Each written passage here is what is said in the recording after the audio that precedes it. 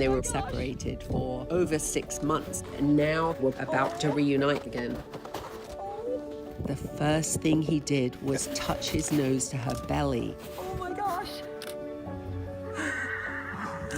That moment, I understood that he knew she was pregnant and she was going to have their baby. And it was something we didn't know, but it was so clear that he knew. Seeing them finally get their happy ending felt like a miracle, especially when you realize how close it came to never happening. And the worst part is learning that the people responsible for them being torn apart in the first place is the government. As a Dodo producer and someone who really loves animals and has always advocated for their welfare, I knew I had to dig deeper. Nothing could have prepared me for what I had found out. Wild horses are being rounded up from the public lands they've roamed for generations, just to free up that land for profit.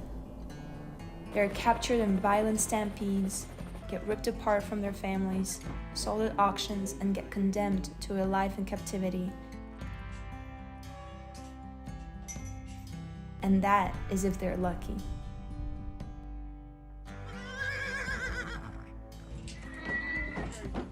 Finding all of this out is what led me to Claire, the founder of Sky Dog Sanctuary, who dedicated more than 10 years to rescuing wild horse families. You're safe now. You're safe. You're home. Oh my god, I'm gonna cry. You're a good girl. You're a good girl, Jane. I'm sorry. But to understand her full story, I had to go back to how it all began. It all started with this one special rescue. Goliath was a 26-year-old, very rare, curly Mustang, who was an incredibly well-known horse in Wyoming because of his genes. Over years, he and his family were documented by many photographers.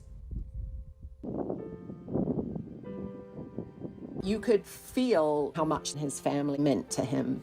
He fought other stallions to protect his family and defend the love of his life, his lead mare, Red Lady.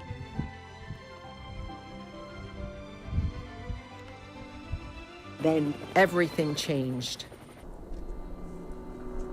Goliath and Red Lady had been rounded up by the Bureau of Land Management.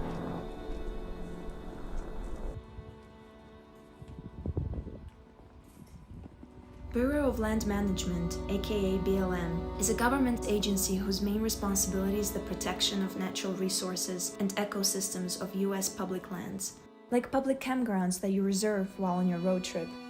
The same people are responsible for rounding up wild horses, and while they might get adopted by someone like Claire,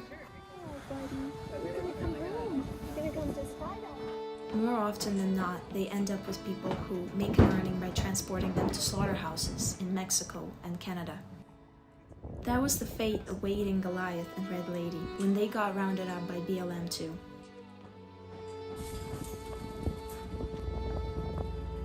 They were branded and then sent to different off-range facilities to spend the rest of their lives in a dirt pen. I'd made a promise in my mind that I would do everything to get him out of there.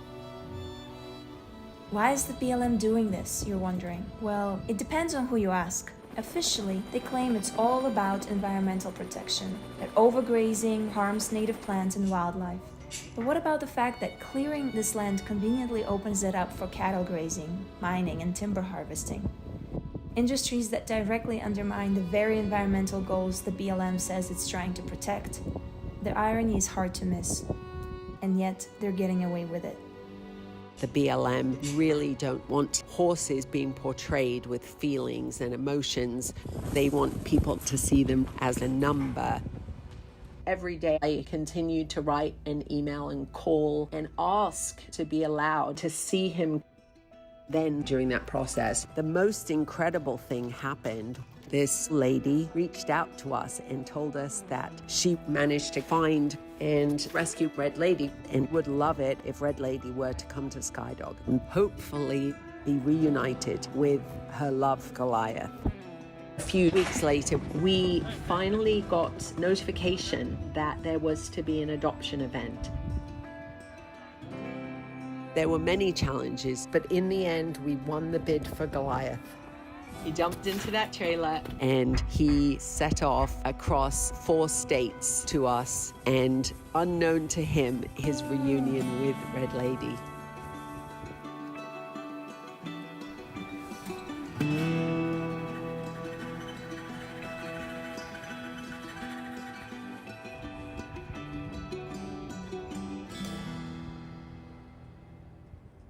We were all so excited to see how they would react when they saw each other. After having been separated for over 6 months. Here he comes. Oh my gosh. Goliath came running. Oh. And the first thing he did was touch his nose to her belly. Oh my gosh.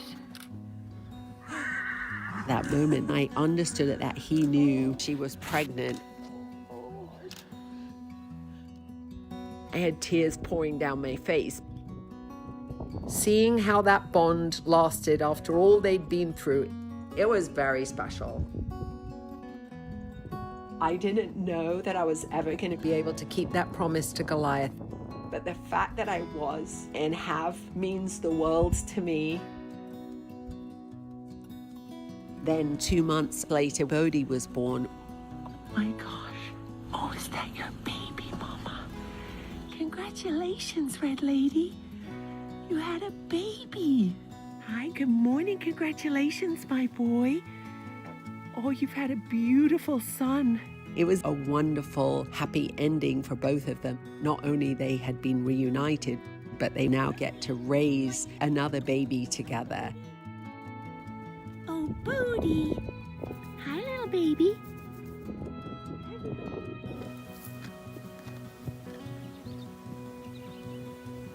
Goliath was the most patient father.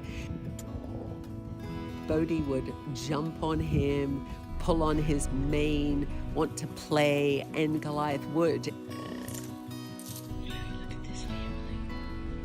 How far they've come. Having rescued Red Lady and Goliath really inspired me to continue rescuing other wild horse families. Finally, Jojo gets out to run. Seeing them run free and wild again is the biggest reward.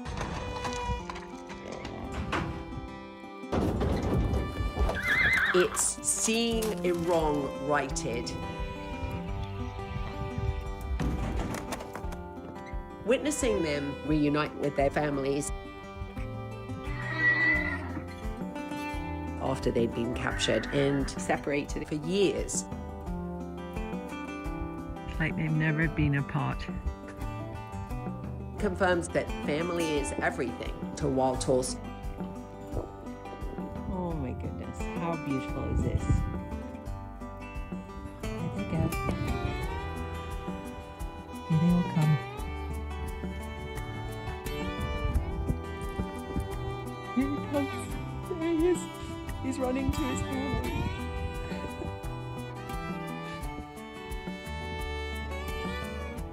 Later on, we rescued a zonkey named Zizi. Hey, Zizi.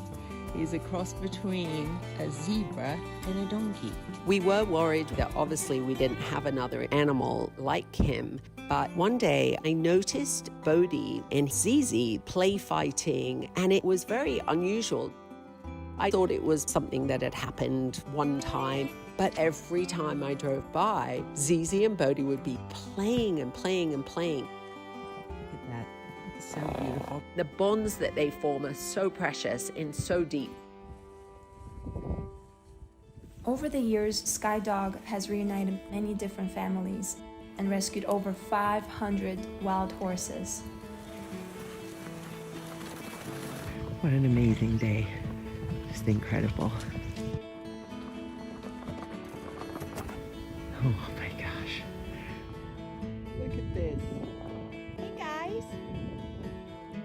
Including hybrids like Sankeys, mules, Azores, and even a zebra who came from Can't Hunt ranches.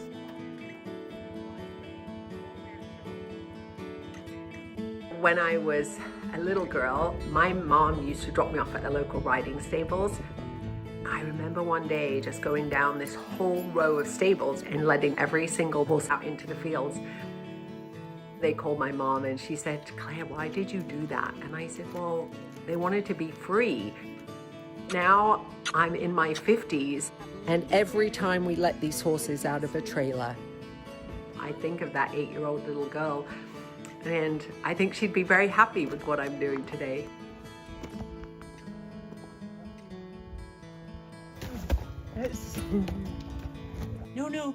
No, that's not for you. Can I have that back? My hands are cold.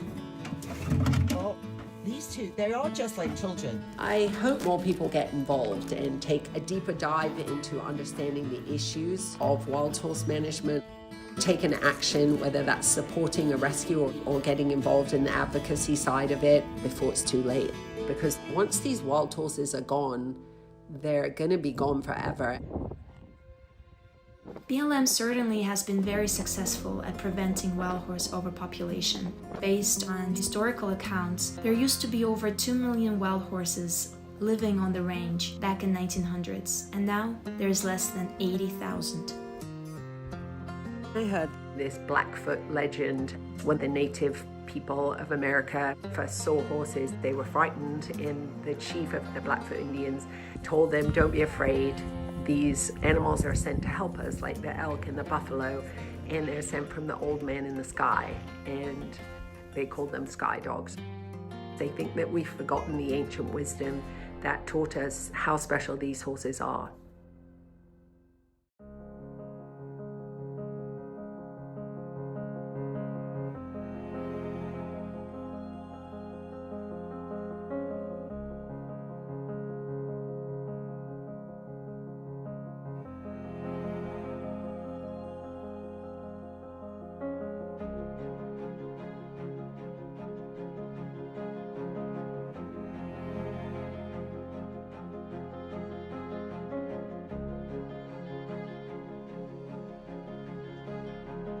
What a start to the day. Look at this.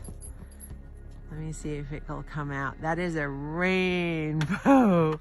Isn't that amazing?